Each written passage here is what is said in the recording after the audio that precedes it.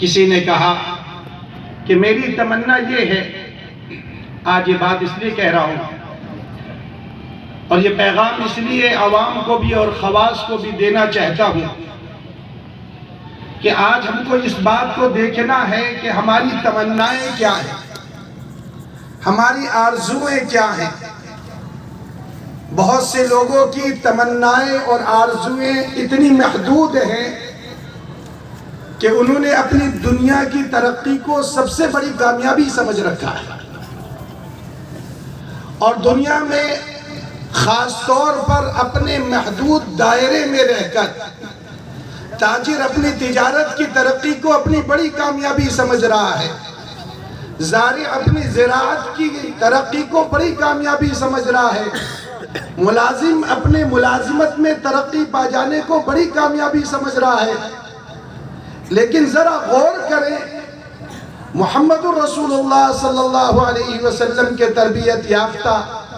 اور آقا صلی اللہ علیہ وسلم کے مدرسے میں تعلیم پانے والے طلباء کی تمنائیں کیا تھی، ان کی آرزویں کیا تھی۔ مختلف صحابہ نے تمنا کی۔ کسی نے کہا میری تمنا یہ ہے کہ اللہ مجھے اپنے راستے کی موت نصیب فرمائے، شہادت کی موت نصیب فرمائے، اس لیے کہ یہ زندگی، یہ جان دی ہوئی اللہ کی ہے، اللہ کے نام پر لگ جائے اور اللہ کے کام پر لگ جائے، اللہ کے دین کے کلمے کو اور اللہ کے کلمے کو بلند کرتے ہوئے لگ جائے، اس سے بڑی سعادت کیا ہو سکتی ہے۔ کسی نے اور سی تمنائیں کی، کسی نے انسانیت کی ہدایت کی تمنا کی۔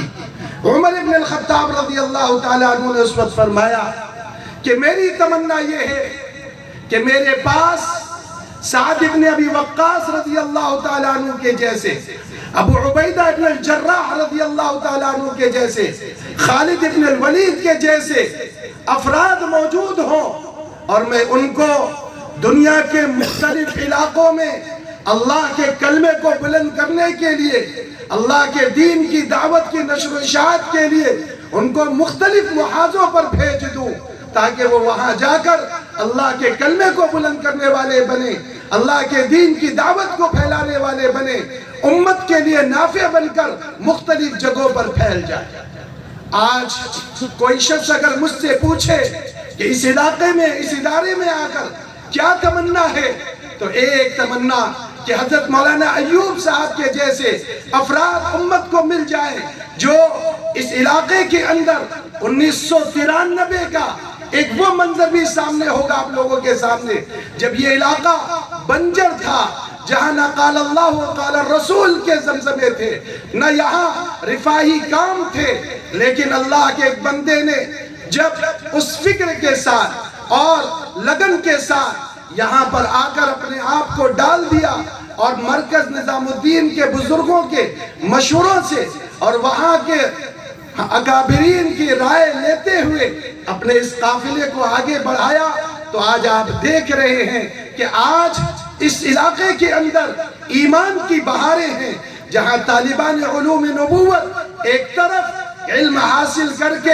اللہ اور اللہ کے رسول صلی اللہ علیہ وسلم کی تعلیم کو لے کر اس پورے علاقے کو فیضیاب کر رہے ہیں۔ مجھے ان طالبان علوم نبوت سے بھی چند باتیں کہنی ہے اور آپ سے بھی چند باتیں کہنی ہے کہ میرے عزیزوں، حضور اکرم صلی اللہ علیہ وسلم کے زمانے میں آپ صلی اللہ علیہ وسلم نے اپنے طلباء سے جو چیز چاہی تھی وہ کیا تھی، اور اس علم کا اصل مقصد کیا ہے۔ حضور اکرم صلی اللہ علیہ وسلم اپنے طلباء کے ساتھ، صحابہ کے ساتھ میں ایک وقت پر موجود تھے۔ حضرت ابو ہریرہ رضی اللہ تعالیٰ عنہ کی روایت ہے، اللہ کے نبی صلی اللہ علیہ وسلم نے پوچھا، بتاؤ تم میں سے کون ہے جو مجھ سے 5 وصیتیں لے لے،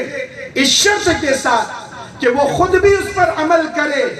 اور دوسروں کو اس کی تعلیم دے۔ علماء نے اس حدیث پاک کی روشنی میں طالبان علوم نبوت کو ایک پیغام دیا اور پوری امت کو ایک پیغام دیا ہے۔ شیخ محمد بن صالح العثیمین رحمت اللہ علیہ